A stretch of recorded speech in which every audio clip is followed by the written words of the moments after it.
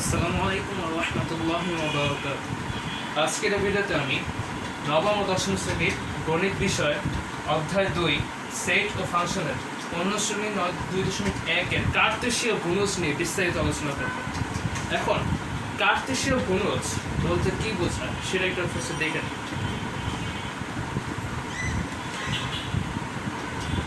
ফার্স্টে হচ্ছে যে এরকম একটা জিনিস যেমন এ ক্রস বি। এখন এ ক্রস বিতে কিছু উপাদান থাকে যে কিছুটা ক্লিয়ার হবে। যেমন ধরি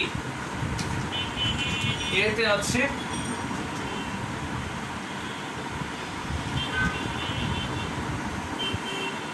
1 2 3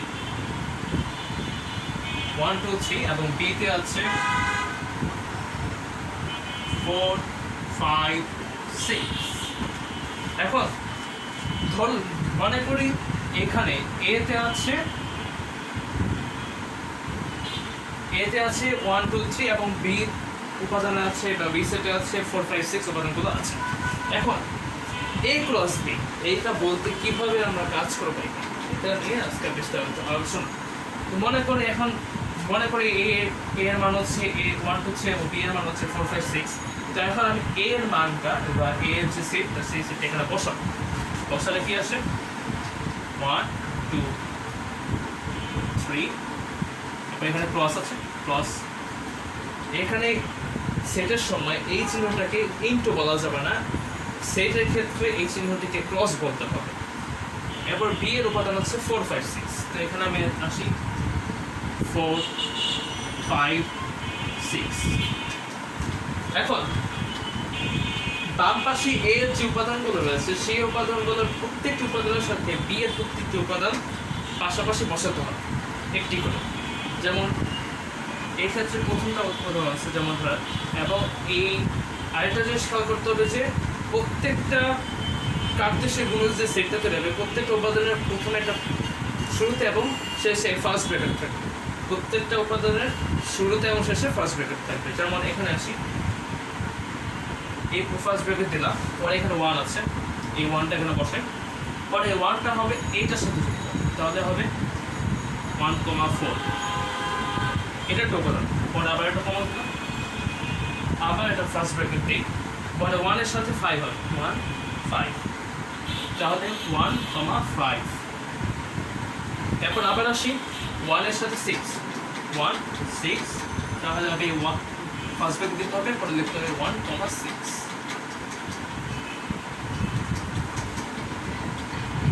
এরপর আসে, এখন দেখা যাচ্ছে যে 1 এর কাজটা আমরা শেষ করে ফেলেছি।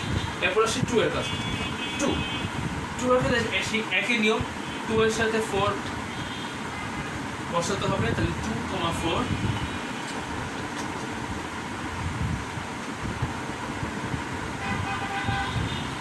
এরপর আসে 2 5।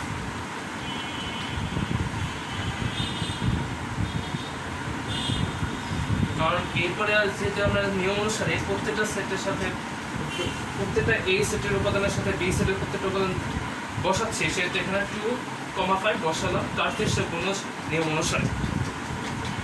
এরপরে আসি কমা দিয়ে ব্র্যাকেট নিয়ে আসি 2 6, কারণ 2 এর সাথে পরে 6 বসাতাম, এই যে 6। এটা গেল 2 এর কাজ। এরপর আসে 3 এর কাজ। এরপর আসে 3 এর কাজ।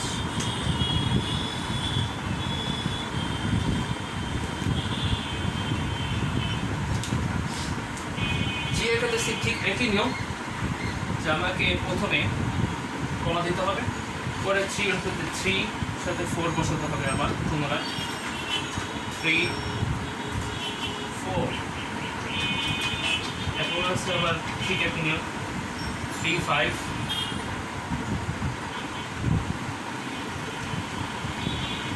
3 5।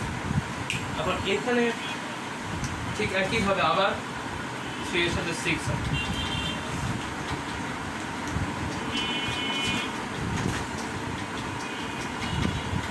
3 6।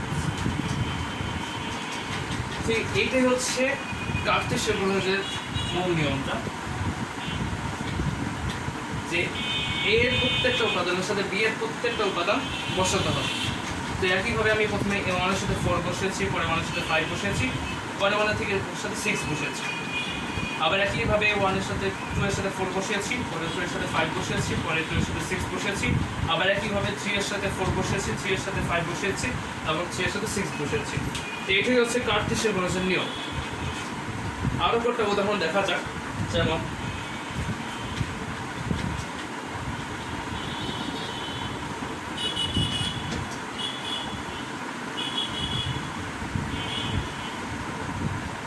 যদি আমি এখন এই জায়গায় সংখ্যার পরিবর্তে লেটার বসাই, এক্স ওয়াই জেড,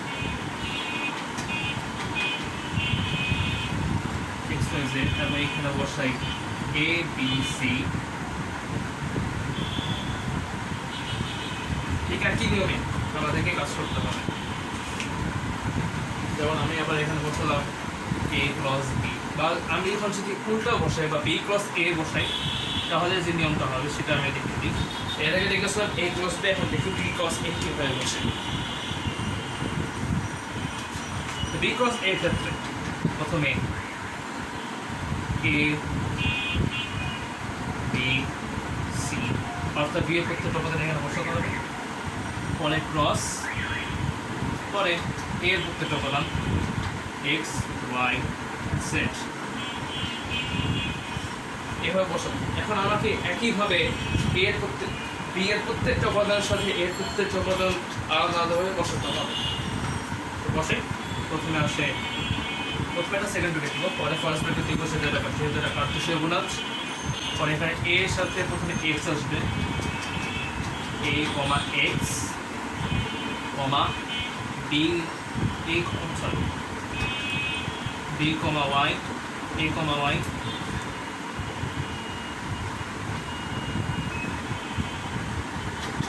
তারপরে এ কমা জেড, আবার এরপরে আসি বি এর ক্ষেত্রে, এর সিরিজ শেষ হবে, এটা তো শেষ হচ্ছে। তারপরে আসি বি, বি এর একই নিয়ম, বি কমা এক্স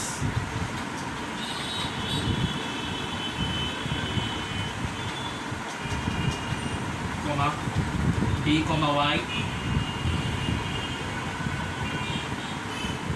কমা বি কমা জেড।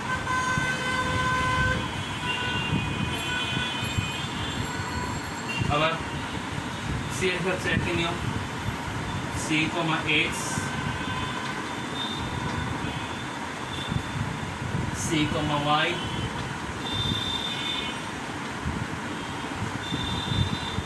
আবার সি কমা জেড।